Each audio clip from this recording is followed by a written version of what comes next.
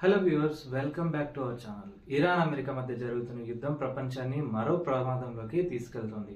అదే సమయంలో America Israel ఉమ్మడి శత్రువు ఇరానే అయినప్పటికీ అమెరికా ఇజ్రాయెల్ మధ్య విభేదాలు ఎందుకు వస్తున్నాయి? కేవలం 14 రోజుల యుద్ధం పర్యావరణానికి కలిగించిన నష్టం ఎంత? ఇలాంటి ఎన్నో ఆసక్తికర ప్రశ్నలకు సమాధానాలు అయితే ఈ వీడియోలో చూసేద్దాం. ఈ వీడియో కోసం ఎన్నో పేపర్స్ రీసెర్చ్ చేసి ఇన్ఫర్మేషన్ అయితే తీసుకొచ్చాను. కాబట్టి మీ వంతు సపోర్ట్గా వీడియోని లైక్ చేసి ఛానల్ని సబ్స్క్రైబ్ చేయండి. Let's get into the topic. పశ్చిమాసియాలో పరిస్థితులు చాలా టెన్షన్గా ఉన్నాయి. అమెరికా ఇజ్రాయెల్ ఒకవైపు ఉంటే ఇరాన్ మరోవైపు ఉందన్నమాట. ఈ యుద్ధంలో ఇరాన్ తన ప్రధాన అస్త్రంగా యుద్ధాన్ని విస్తరించడమే ఎంచుకుంది. పాతకాలంలో అమెరికా సోవియట్ యూనియన్ మధ్య జరిగిన కోల్డ్ వార్ తరహాలో శత్రువును ఎప్పుడు భయంలో ఉంచాలనేదే ఇరాన్ ప్లాన్. యుద్ధం మొదలైన మొదటి 6 రోజుల్లోనే అమెరికా సుమారు $1270 కోట్ల ఖర్చు చేసిందంటే పరిస్థితి అర్థం చేసుకోవచ్చు. దీనికి అదనంగా మరో $20,000 కోట్ల కావాలని అమెరికా రక్షణ శాఖ కాంగ్రెస్ను అడుగుతోందట. ఇరాన్ దాడుల వల్ల ప్రపంచంలోనే అతిపెద్ద సహజ వాయు కర్మాగారం రస్ లఫాస్ తీవ్రంగా దెబ్బతింది కదా. దీనివల్ల ఖతార్కు ఏడాదికి $2,000 కోట్ల నష్టం వస్తుందట.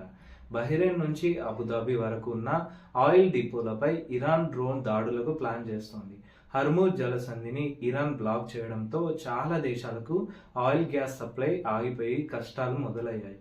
ఇరాన్ ఇలాంటి దాడులు చేస్తుంటే ఇజ్రాయెల్ కూడా సైలెంట్గా కూర్చోలేదు కదా.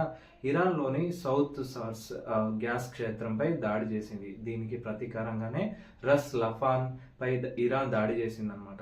గల్ఫ్ ప్రాంతంలోని అమెరికా బేస్లపై విరుచుకుపడతామని ఇరాన్ ముందు నుంచి వార్నింగ్ ఇస్తూనే ఉంది. ఈ పరిణామాలపై అమెరికా అధ్యక్షుడు డొనాల్డ్ ట్రంప్ చాలా సీరియస్గా ఉన్నారట. ముఖ్యంగా తమకు సపోర్ట్ ఇవ్వని యూరోప్ కంట్రీలపై ఆయన కోపంగా ఉన్నారని తెలుస్తోంది.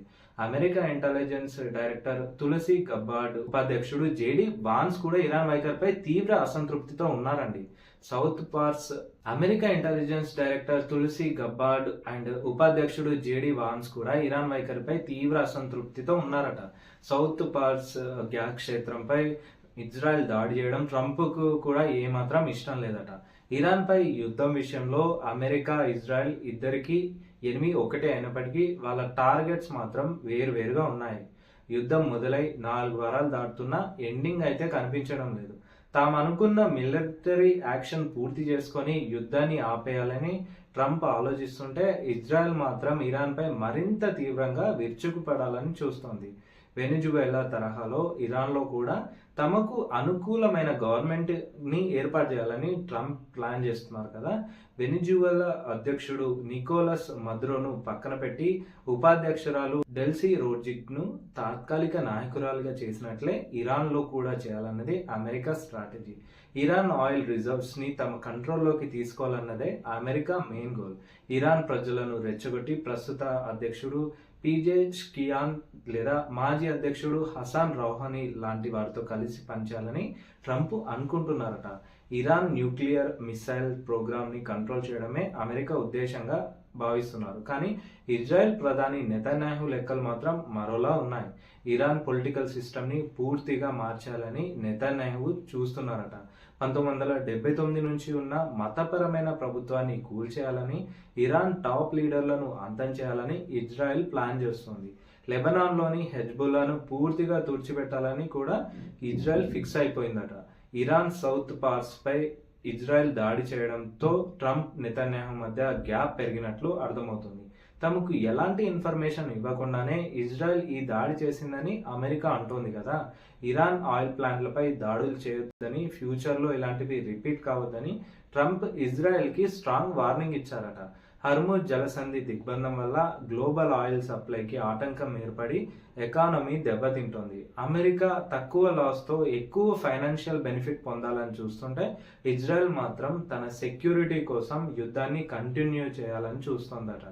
ఈ యుద్ధం వల్ల కేవలం ప్రాణ నష్టం, ఫైనాన్షియల్ లాస్ మాత్రమే కాదండి, పర్యావరణానికి కూడా చాలా భయంకరమైన డ్యామేజ్ జరుగుతోంది. డ్రోన్లు, క్షిపణులు, బాంబు దాడుల వల్ల గాల్లోకి భారీగా కార్బన్ ఎమిషన్స్ రిలీజ్ అవుతున్నాయి. Climates and community institute report ప్రకారం యుద్ధం మొదలైన మొదటి 14 రోజుల్లోనే ఏకంగా 50 లక్షల టన్నుల కార్బన్ డైఆక్సైడ్ గాల్లోకి చేరిందట. భవనాలు ధ్వంసం కావడం వల్ల 24 లక్షల టన్నుల రిఫైనరీలు, గ్యాస్ ప్లాంట్లపై దాడుల వల్ల 18 లక్షల టన్నుల ఎమిషన్స్ వెలువడ్డాయట. దీనివల్ల ఎన్విరాన్మెంట్కి సుమారు $1.3 బిలియన్ నష్టం జరిగినట్టు అంచనా వేస్తున్నారు.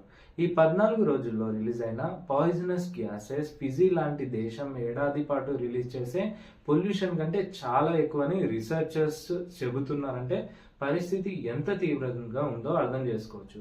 11 లక్షల కార్లను ఏడాది పాటు రోడ్లపై నడిపితే ఎంత పొల్యూషన్ వస్తుందో ఈ ఒక్క యుద్ధం, అది కూడా 15 రోజుల్లో అంత పొల్యూషన్ వచ్చేసిందట.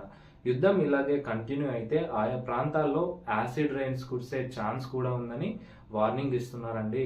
హార్మూజ్ జలసంధిలోని ఆయిల్ ట్యాంకర్లపై దాడులు చేయడం వల్ల సముద్ర జలాలు కూడా తీవ్రంగా విషపూరితం అయిపోతున్నాయట. సో చూశారుగా ఫ్రెండ్స్, పశ్చిమాసియాలో జరుగుతున్న యుద్ధం వెనుక ఇన్ని పరిణామాలు అయితే ఎదురవుతున్నాయి. సో వీడియో నచ్చితే లైక్ చేయండి. ఇలాంటి ఇంట్రెస్టింగ్ వీడియోల కోసం విశాల్స్ వాయిస్ ఛానల్ని ఇప్పుడే సబ్స్క్రైబ్ చేయండి. మరో ఇంట్రెస్టింగ్ టాపిక్తో మళ్ళీ కలుద్దాం. Bye bye.